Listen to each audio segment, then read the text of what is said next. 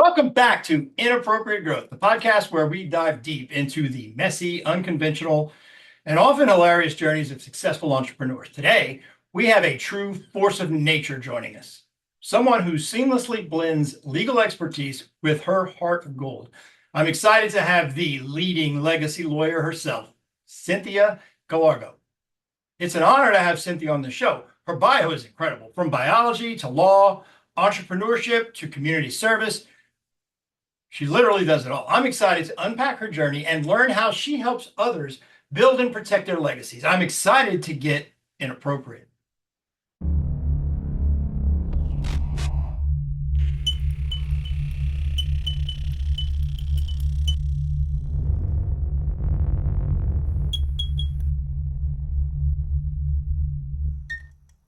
Welcome to the Inappropriate Growth Podcast. I'm Paul Angelle, your host. I'm very excited today. Our guest is Miss Cynthia Gallardo. And Cynthia, I know I butchered your name. How do you pronounce it? Yes, Cynthia Gallardo, Gallardo, whatever you Never going to get that one right. All right. Well, Cynthia, so I don't have to do it and run the risk of messing that up. Why don't you tell everyone watching or listening where you are, geographically, how you got there, and what do you do? Great. Thank you, Paul. I'd love to be able to share with everybody out there, the audience. My name is Cynthia Gallardo. I am your leading legacy lawyer. I'm located in Lafayette, Louisiana, and I service or help individuals have a peace of mind so that by protecting and preserving their legacy. And it falls into different categories. I am an attorney by trade. So that's why I say you're a leading legacy lawyer. And I do practice federal legacy law, which would be federal immigration law, federal trademark law, or intellectual property. Such as trademark and copyright. And then I also do a third piece, which would be specific to Louisiana where I'm barred. I practice estate planning, so wills and trusts and power of attorneys, being able to protect and preserve your legacy from that perspective. Awesome. Now, I heard you just now did it. You call yourself a leading legacy lawyer. And yes. What exactly does that mean? And what inspires you to focus on helping others to build their legacies? That's a great question, Paul. So I really enjoy helping people in general, just with everything that I've done throughout my life, whether it be, starting out. My mom would always say, Cindy, you're one of those nurturers. You like helping people. So I've always utilized that. And when I had the opportunity, or I made the opportunity, I'll put it that way, Paul, I made the opportunity to be able to go to school later in life and utilize the skill set that I learned in corporate America and incorporate it into entrepreneurship as a solopreneur, and then now leading into my law school career and going into practicing law. So the reason I wanted to do it first of all, in the Hispanic community, I am bilingual, so I do help the Hispanic community a lot with, let's say, translating documents, interpreting, and even, as I mentioned, lawful permanent resident to citizenship. So that's one of the key reasons. The other thing is a lot of people don't really know that there are legal tools that you can utilize to be able to protect and preserve your legacy. And we all know that Louisiana is a little bit different when it comes to our laws. We are a little nuanced compared to the other 49 states and also territories of the United States. So it's interesting. So my goal is to make sure people understand the law so that to a point where they can protect what they have, right? We all spend a lot of money, tears, sweat, I would even say blood, in order to build our legacy. And I want to make sure individuals have the right tools to be able to send it to those individuals or give it to those individuals that need that they want to give it to, right? As opposed to being forced to give it to somebody because you don't have the right tools in place. Gotcha. Well, it seems to track with your career transitions and lays over nicely with your entrepreneurial motivation. I get that. Now it makes so much more sense to me now. But I know you, and I know you're involved in several businesses. I know El Tigre SD, El Tigre Painting. What led you to these specific ventures, and how do they connect to your legal practice, and how do they connect to the concept of legacy? That's a great question. So my husband, we've also been, just like I encourage others to build their legacy, we're working to build our legacy. And as we do it together, that creates a legacy in the community. Louisiana Louisiana, the United States, in the world, etc. Right. So we're working to make a mark on the community and the world. So one of the ways we were able to do it, my husband's a welder by trade, and then I worked in corporate America almost 15 years at a major telecommunications company. So we both decided we wanted to take the step into being an entrepreneur. Now that's a whole different world, a whole different chapter in our life, right? Because how do you do something that you haven't been trained to do? So what we did is we really surrounded ourselves with individuals who had already been there and done that. So what we did is we purchased a Janet King franchise first as our first a business out of the corporate world or the welding world, right? So we still have that business, Paul. We purchased it in 2010, and we still have it in 2024. So it's a pretty exciting ride that we have taken. We really built it out. We first did all the work ourselves, and I'll tell you, it was some of the hardest work I've ever done from a physical perspective. But then we built it up, and we had teams who were able to go into different contracts, and then we supervised those individuals. So that's one of the aspects of it, of our businesses. And then and what the reason we did that is because we really wanted to provide employees or individuals, I wouldn't even say employees, individuals with a community where they could make money and utilize their resources, right, in the best way. And that was through that commercial cleaning. And like I said, we still have it. We still have, in fact, I'm so excited to say one of our employees we started out with is still working for us in one of our contracts. I mean, that was from 2014. So that's pretty exciting there.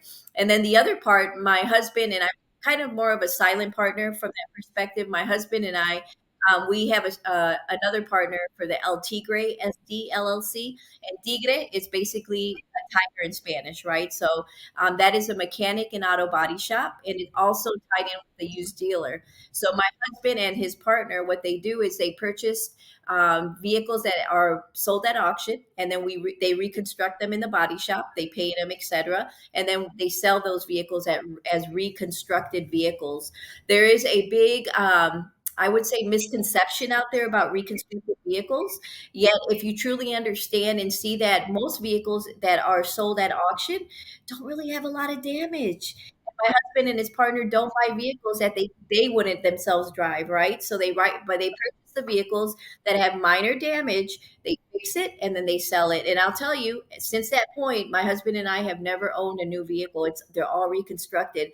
And I can guarantee you, if you saw my vehicle compared to a new one, you wouldn't even tell the difference. That's how I significant it know is. exactly what you're talking about. My son recently, he bought a car that kind of the same thing. It was a Yeah. reconstructed title. It was actually someone who would get totaled.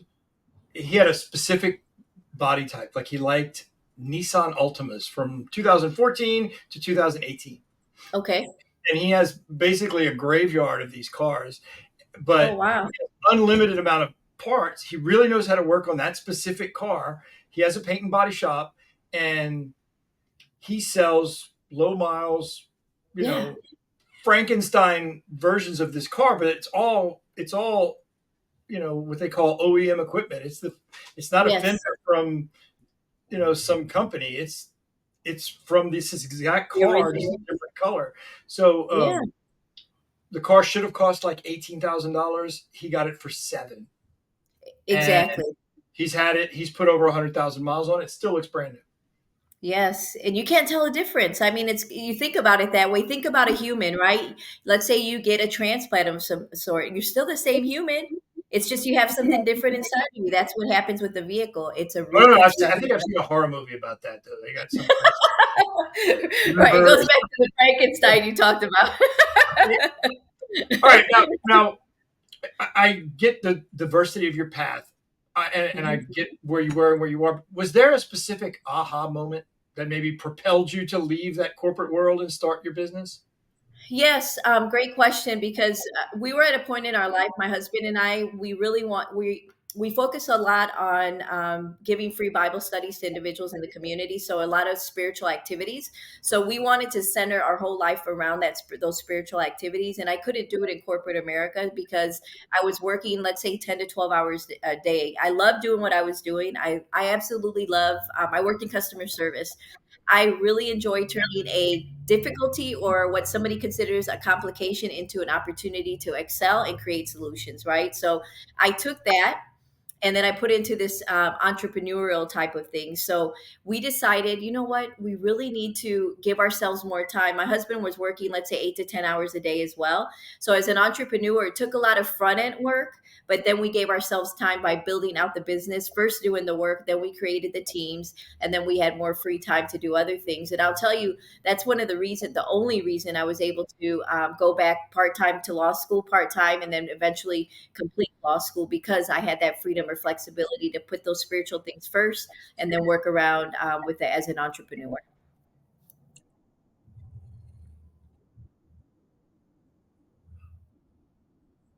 Yes.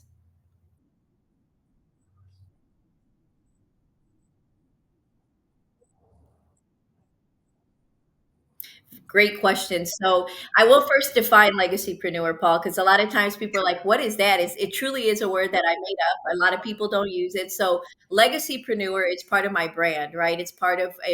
Keep in mind, from a trademark perspective, that's something. Whenever you have a brand like that, you want to protect and preserve it. So number one, that's probably one of the biggest thing I would tell any business out there, any entrepreneur: protect and preserve your brand, your name, your logo, your tagline.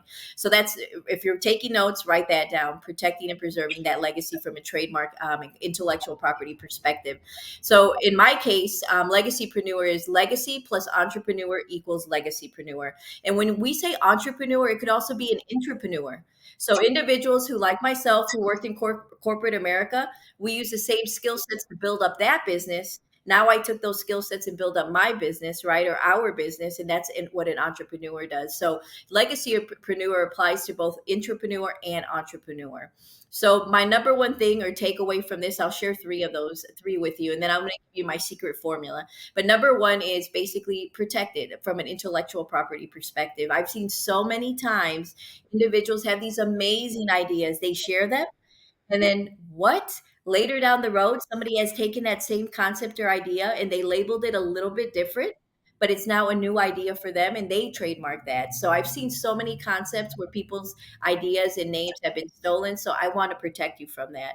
Number two, I always say make sure you set incorporate your LLC up right from the beginning. There's so many benefits that can come to you later down the road by putting it in the work first and doing it correctly. And then the third thing I would be make sure is you build up a team, right? Build up a team of individuals, because you can't do it by yourself. You may start out that way. You can do it by yourself. Like the example, my husband and I, we did all the work ourselves, but we eventually had to bring other individuals in to help us do the work to continue to grow and develop as an organization.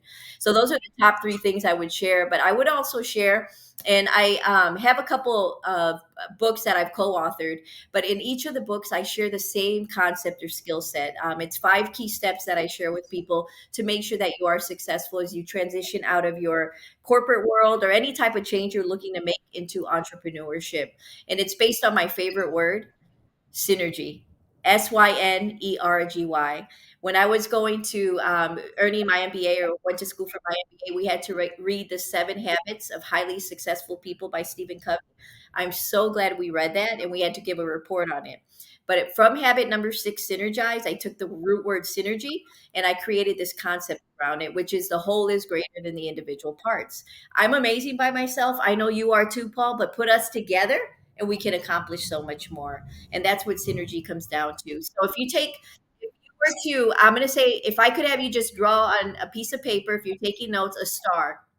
And I'm not going to grade you on your craftsmanship or your artistic ability, okay? But if you draw a star, a 5 pronged star, and then if you put SY on the top, it's SY for save yourself.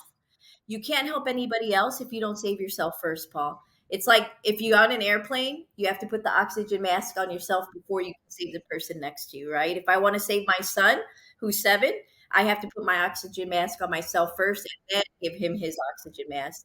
So that's save yourself. Then the NE in synergy is next to everyone else. You help everyone else.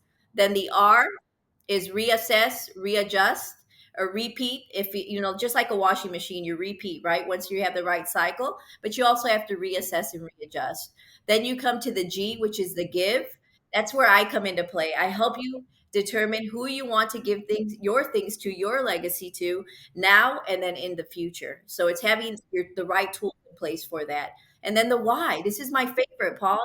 We celebrate. Yes, yes, yes. We celebrate those small successes which lead up to the bigger successes.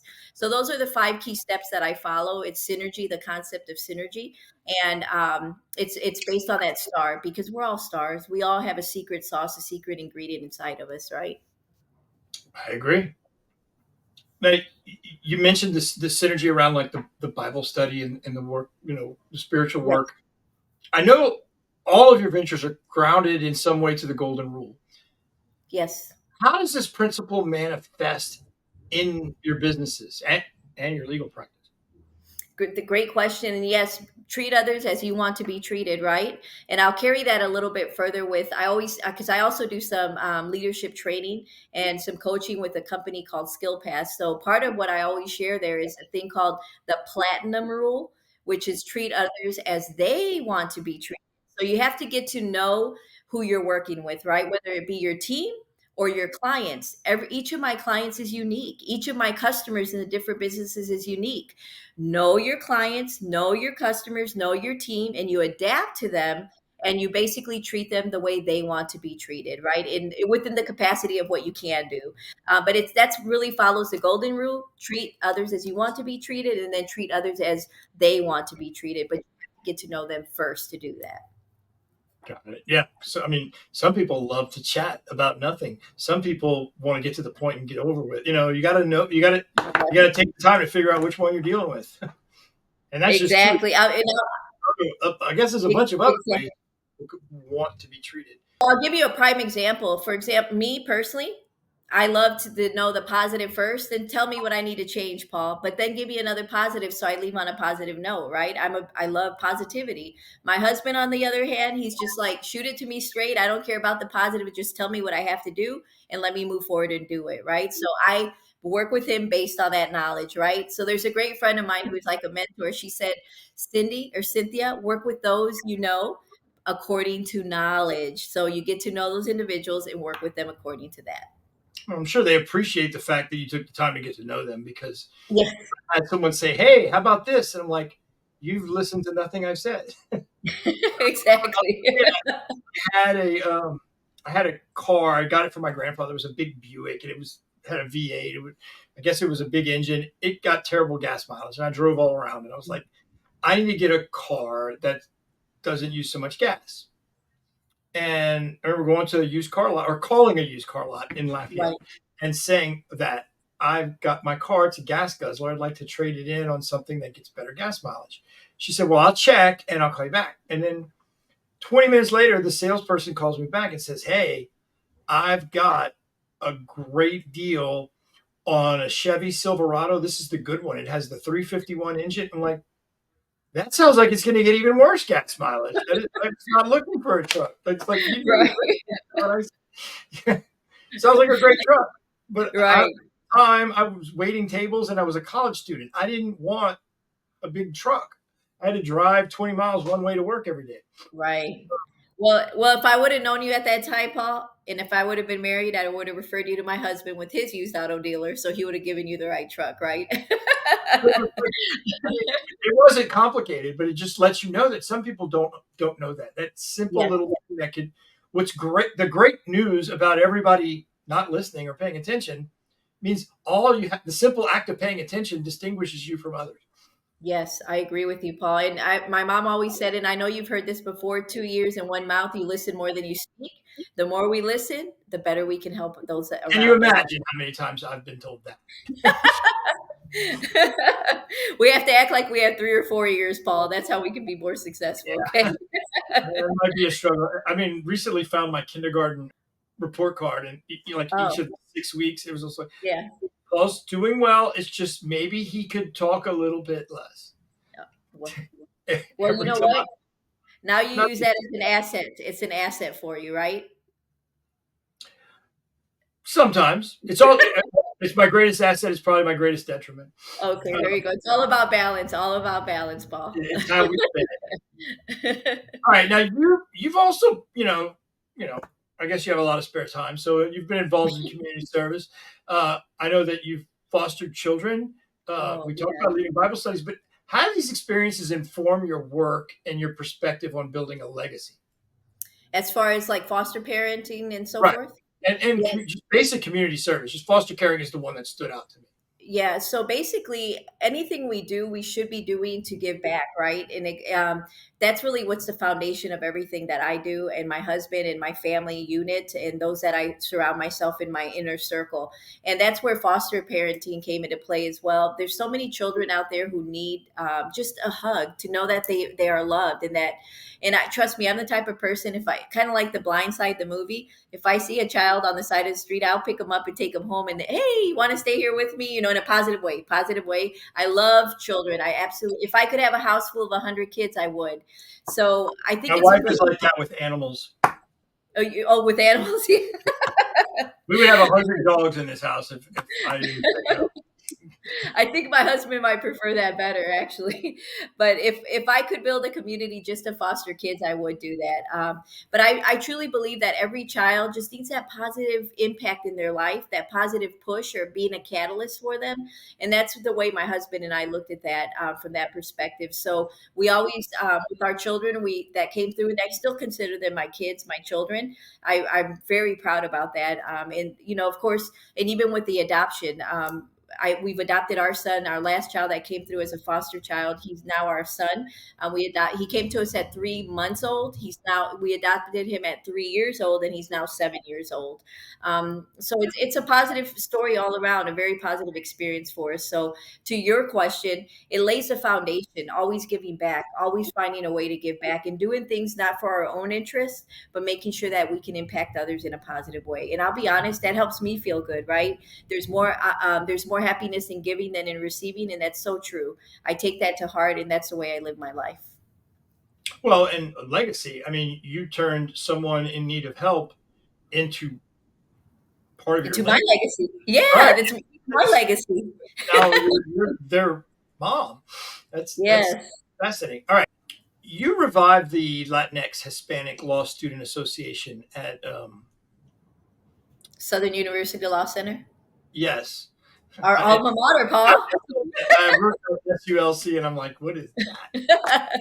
Now I know what it is. What challenges did you face in this endeavor? And what advice would you give to students who are passionate about making a difference in their communities or their campus activities? That's a great question. So opening that up or setting that up, there were definitely challenges, right? Finding individuals with that same mindset.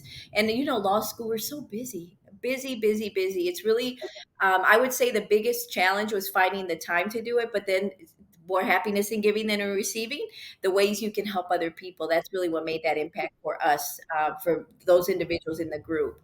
And I would say my advice to law students is get engaged as you can. And what I will say about Southern is that it's more of a open environment where you really do try to help each other out versus that competitive environment. It's a friendly competition, but individuals, we really do want to help each other. That's my biggest takeaway or give back to students is get engaged, but also make it a friendly competition, not where you want to push other people out, but let's find a way to work together. That's synergy, right? Being synergistic so that we can all be successful.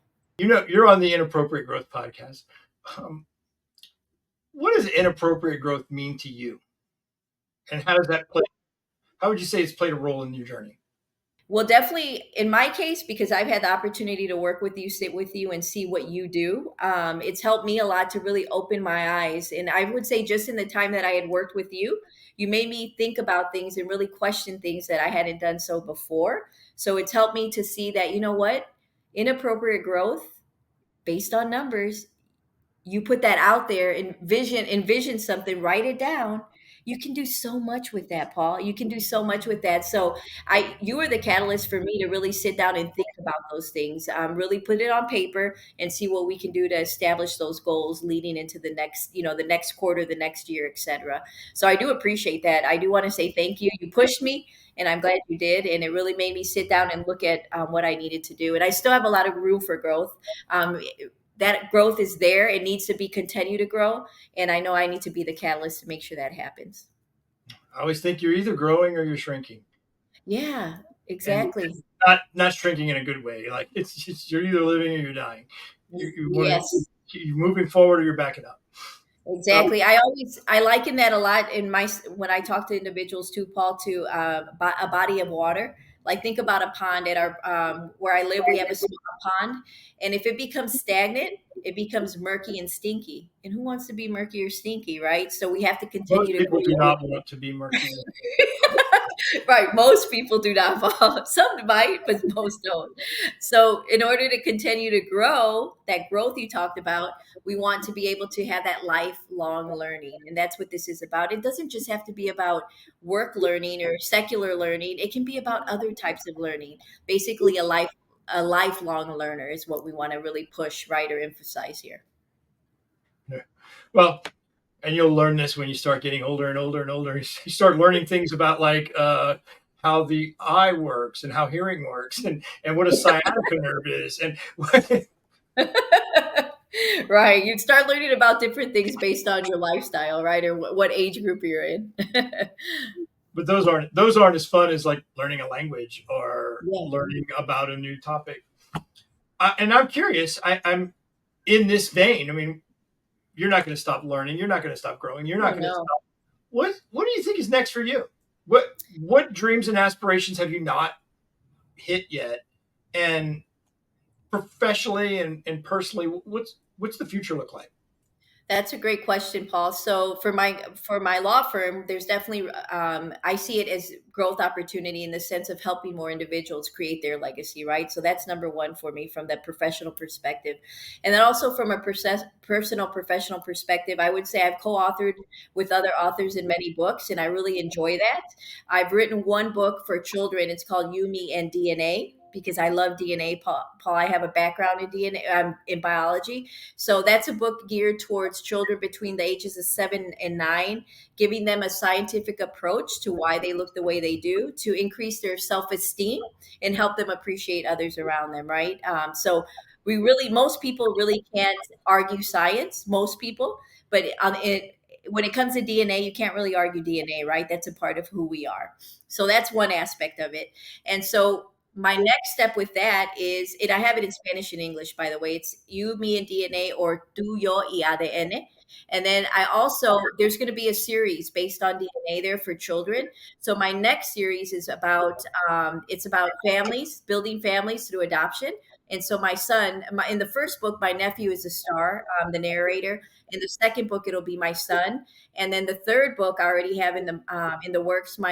One of my nieces has diabetes. She was diagnosed at about, I think it was 12 or 13. So she's going to be the narrator there to help other juveniles with that same issue or disease. So that's the third one. And then I have a close friend whose child had a transplant. So we'll have one based on transplants for children. And it's all tied back to DNA, right? So that same concept of DNA. I'm also finishing up. I finished the book. Now it's putting it out there, which I may reach out to you to get help with you on that too, Paul. But this book is called Business with a Twist. Business with a Twist. So building your business, continuing to grow your business, but with a twist. And you can talk about that in different ways. But I do this because the double helix of DNA, you make your business unique, right? That's the twist in your business that will help you make it successful. So there's a lot of concepts, synergy being one of those concepts that I talk about in the book. So that's one of the big things for 2025 that will be coming out. That's exciting. And then the biggest one, like I said, from a professional perspective, is helping more clients, my clients, be able to build their legacies and protect their legacies. Well, you're definitely not a lazy person. I'm glad you got up off the couch for this call. I, I'm so glad that you came here. This was a fun call. It's always great talking with you. Thank you. Let's say somebody's watching us and somebody's listening to us. Podcast goes out multiple ways, and they want to get in touch with you. They want a Louisiana estate plan, or they want to Yes. talk about leadership, or they want to talk about your books, or anything. If they want to get in touch with Cynthia, I'm sure you want to talk to them. I What is would the love best to. way for them to get in touch with you? That's a great question. And I would definitely want to get in contact with all you out there who want to protect and preserve your legacy.